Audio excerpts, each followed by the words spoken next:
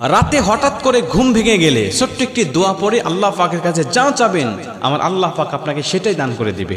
হঠাৎ রাত্রিবেলায় কিন্তু আমাদের অনেকের ঘুম ভেঙে যায়। যদি ঘুমটা ভেঙে যায় আপনি আবার পুনরায় ওই অবস্থায় ঘুমাতে যাবেন না। আপনি শোয়া অবস্থায় আপনার ওযু থাক অথবা না থাক কোনো সমস্যা নেই, আপনি ওই মুহূর্তে ছোট্ট একটি দোয়া পড়ে আল্লাহ পাকের কাছে দোয়া করতে পারেন।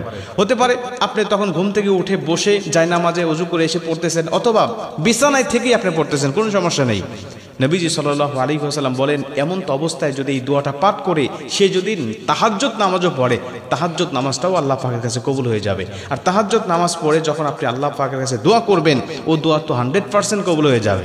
অতএব আমরা যখন রাত্রিবেলায় ঘুমাতে যাই আমরা কিন্তু মৃত্যুবরণ করতে যাই, আমরা কিন্তু দোয়া পড়ি আল্লাহুম্মা বিসমিকা আমুতু ওয়া আহইয়া, আমি মরতে যাচ্ছি আল্লাহ, আল্লাহ যদি জীবিত করে তবেই আমি জীবিত হব। অনেক মানুষ আছে ঘুমের ঘরে চলে গিয়েছে আর তার চেতনা হয় নাই, আর তার সে জাগনা পায়নি।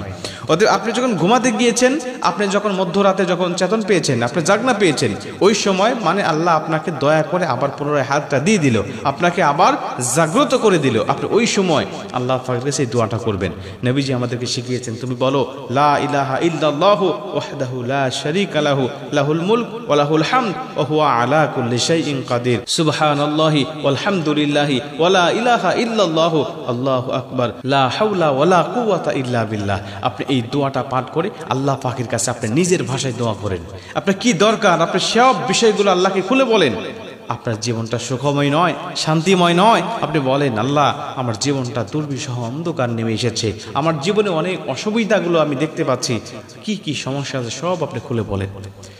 মুসলমান ভাইরা আমার শুধুমাত্র তাই নয়, নবীজি সাল্লাল্লাহু আলাইহি ওয়াসাল্লাম বলেন ওই মুহূর্তে যদি সে তাহাজ্জুদে দাঁড়িয়ে যায়, ওযু করে এসে উত্তম রূপে যদি তাহাজ্জুদ নামাজ আদায় করে নেয়, আল্লাহ পাকের কাছে সিজদায় পড়ে যদি কান্নাকাটি করতে থাকে, আয় আমার আল্লাহ তুমি আমার জীবনের গুনাহগুলো ক্ষমা করে দাও, আয় আমার মালিক আমার জীবনের সব অপরাধগুলো মাফ করে দাও, আমার জীবনে রিজিক দিয়ে তুমি ভরপুর করে দাও, আমার ইনকাম সোর্স তুমি বৃদ্ধি করে দাও, আল্লাহ আমার সংসারে অভাব অনটন দেখা যায়, আল্লাহ তুমি আমার অভাব অনটনগুলো দূর করে দাও, আমি ঋণগ্রস্ত তুমি আমার ঋণগুলো পরিশোধ করে দাও, আমি বালা মুসিবতে আছি বালা মুসিবতগুলো দূর করে দাও, আসমানি বালা জমিনি বালা রোহানি বালা জিসমানি বালা সকল প্রকার বালা মুসিবতের কথাগুলো তুমি আল্লাহর কাছে খুলে বলো, আমার আল্লাহ পাক অবশ্যই তোমার সব বালা মুসিবত দূর করে দিবেন, সব বালা মুসিবতগুলো আমার আল্লাহ পাক ক্ষমা করে দিবে, মাফ করে দিবে।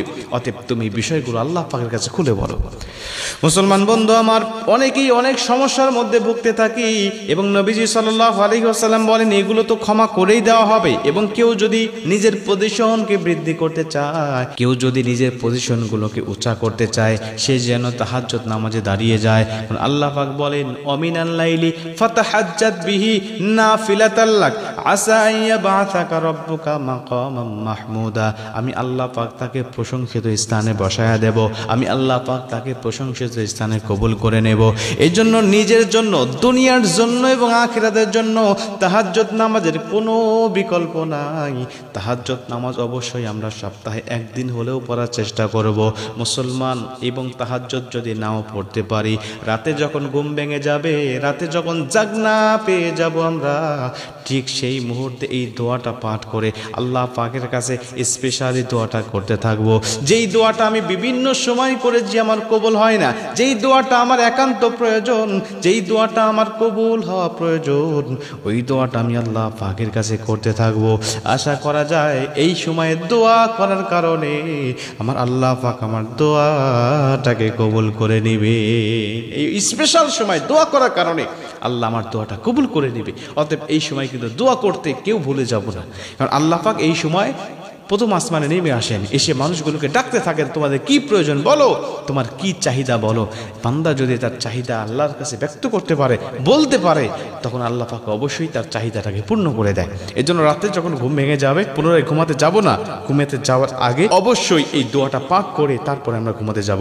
লা ইলাহা ইল্লাল্লাহু ওয়াহদাহু লা শারীকা লাহু লাহুল মুলক ওয়া লাহুল হামদ ওয়া হুয়া আলা কুল্লি শাইইন কাদির সুবহানাল্লাহি ওয়াল হামদুলিল্লাহি ওয়া লা ইলাহা ইল্লাল্লাহু আল্লাহু আকবার, লা হাওলা ওয়ালা কুওয়াতা ইল্লা বিল্লাহ। এগুলো কিন্তু আমাদের মুখস্থ দোয়া, এগুলো আমরা হরহামেশা কিন্তু তেলাওয়াত করে থাকি, পাঠ করে থাকি। অতএব এগুলো একসাথে যদি তিনটা দোয়া মূলত এখানে এক করা হয়েছে, একটা হলো লা ইলাহা ইল্লাল্লাহু ওয়াহদাহু লা শারীকা লা লাহুল মুলকু ওয়া লাহুল হামদু ওয়া হুয়া আলা কুল্লি শাইইন কাদির, এটা একটি দোয়া। আরেকটি হলো সুবহানাল্লাহি ওয়ালহামদুলিল্লাহি ওয়া লা ইলাহা ইল্লাল্লাহু আল্লাহু আকবার, এটা মূলত চারটা তাসবিহ একত্রিত করা হয়েছে, সুবহানাল্লাহ, আলহামদুলিল্লাহ, লা ইলাহা ইল্লাল্লাহ, আল্লাহু আকবার, এবং লাস্টেরটা হলো লা হাওলা ওয়ালা কুওয়াতা ইল্লা বিল্লাহ, এটা হলো ইস্তেগফারের একটি দোয়া। অতএব এই দোয়াগুলো যদি একত্রিত আমি পাঠ করতে পারি, অবশ্যই আমার আল্লাহ পাক আমাকে কবুল করে নেবে।